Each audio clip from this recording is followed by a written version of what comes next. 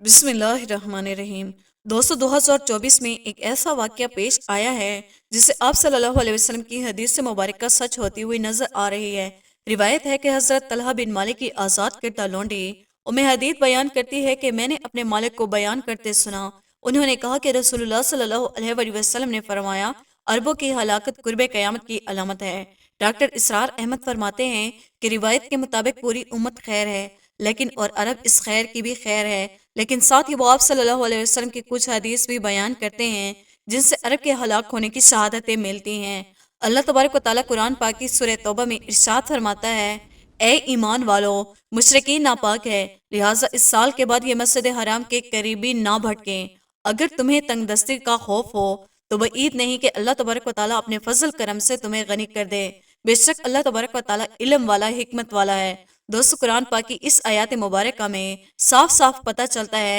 कि कोई भी काफिर या मुशरिक अल्लाह तबारक व तआला के हुर्मत वाले और पाकीज़ा मकामात के करीब ही नहीं जा सकता। लेकिन इसके बावजूद हाल ही में सऊदी अरब के अंदर एक ऐसा वाक़या पेश आया कि जिससे सऊदी हुकूमत ने अल्लाह तबारक व तआला के इस फरमान की खुले आम नाफरमानी की और अल्लाह तबारक व तआला के कायम करदा हदूद को तोड़कर अपनी हलाकत और बर्बादी को आवाज़ दी। दोस्तों, आज की इस वीडियो में हम आपको बताएंगे कि काफिर और मुशरिक लोग अल्लाह तबारक व तआला के हुर्मत वाले मकामात पर क्यों नहीं जा सकते, और अगर कोई काफिर या मुशरिक अल्लाह तबारक व तआला के हुर्मत वाले मकामात में दाखिल हो जाए तो उसकी क्या सज़ा है, और सऊदी अरब में पेश आने वाले इस वाक़े का अरबों की हलाकत के साथ क्या ताल्लुक है। दोस्तों, इन तमाम तर सवालात के जवाबात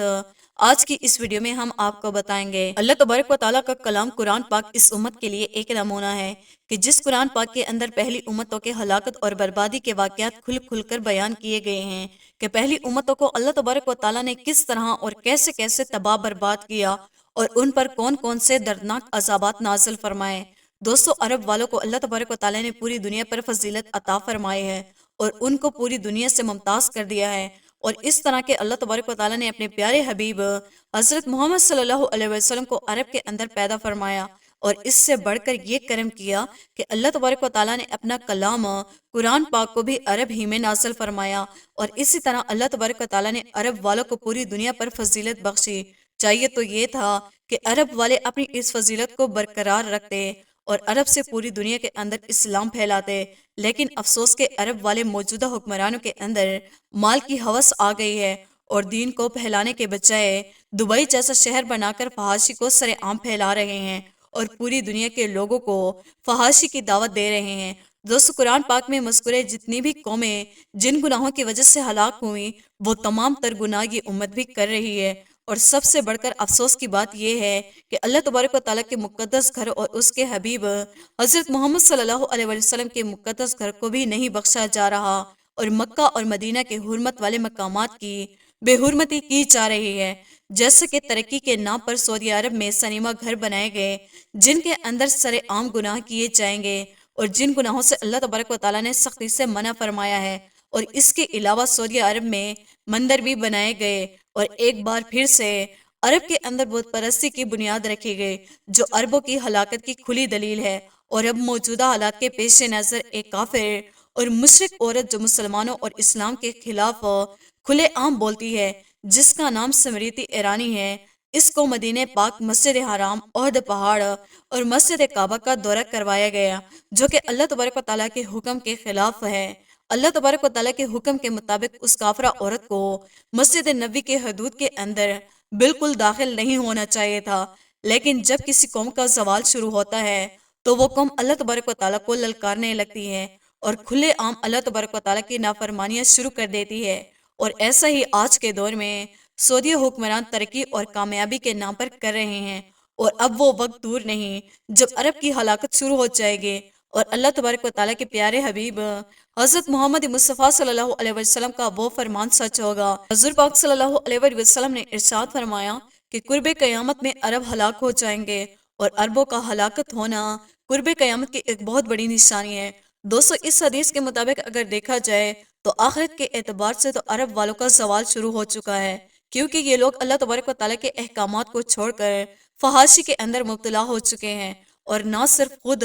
इस फहाशी के अंदर मुब्तला हुए, बल्कि पूरी दुनिया के लोगों को इस फहाशी की तरफ बुला रहे हैं। और अब वो वक्त दूर नहीं کہ جب قرب قیامت کی یہ نشانی بھی پوری ہوگی اور عرب والوں کو عروج سے زوال کا سامنا کرنا پڑے گا۔ دوستو بات کرتے ہیں کہ کافر اور مشرک لوگ اللہ تبارک و تعالیٰ کے مقدس مقامات کے اندر کیوں نہیں داخل ہو سکتے، اور یہ اگر داخل ہو جائے تو ان کی کیا سزا ہے، اور حضرت محمد صلی اللہ علیہ وآلہ وسلم نے کافروں کے داخلوں پر پابندی کب اور کیوں لگائی؟ دوستو مکہ اور مدینہ اللہ تبارک و تعالیٰ اور اس کے حبیب کا وہ مقدس اور پاکیزہ مقام ہے کہ جو دنیا میں سب سے زیادہ پاکیزہ ہے، اور اس پاکیزہ مقام پر وہی لوگ جا سکتے ہیں جو خود پاکیزہ ہو، جیسے کہ اللہ تبارک و تعالیٰ نے قرآن کے بارے میں ارشاد فرمایا کہ اس سے پاکیزہ لوگ ہی چھو سکتے ہیں۔ اسی طرح اللہ تبارک و تعالیٰ کا گھر بھی پاکیزہ اور مقدس ہے، اور اللہ تبارک و تعالیٰ کے پیارے حبیب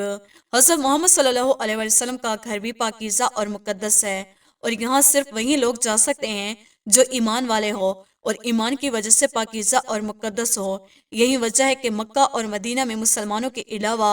کوئی اور شخص داخل نہیں ہو سکتا، کیونکہ کافر اور مشرک لوگوں کو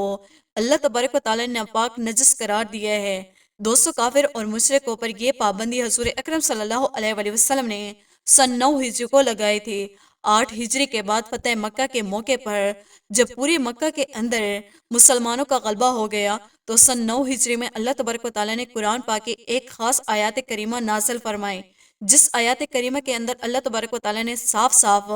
کافروں اور مشرکوں کو مسجد حرام میں داخل ہونے سے منع فرما دیا، اور یہ آیات کریمہ قرآن پاک کی پارہ 10 سورہ توبہ کی 28ویں آیات ہے۔ اسی طرح قرآن پاک کی اس آیات کریمہ کے نازل ہونے کے بعد حضور اکرم صلی اللہ علیہ وسلم نے کافروں اور مشرکوں پر مسجد حرام میں داخل ہونے پر پابندی لگا دی، اور تب سے لے کر آج تک یہ پابندی قائم رہی۔ لیکن افسوس آج کے دور میں حضور اکرم صلی اللہ علیہ وسلم کی اس فرمان کی خلاف ورزی کی جا رہی ہے، جو آج سے 1400 سال پہلے حضور اکرم صلی اللہ علیہ وسلم نے ارشاد فرمایا تھا، اور آج سے 1400 سال پہلے حضور اکرم صلی اللہ علیہ وسلم نے پابندی لگائی تھی۔ وہ پابندی آج کے دور میں ختم ہوتی ہوئی نظر آ رہی ہے۔ دوستو اگر کوئی کافر اور مشرک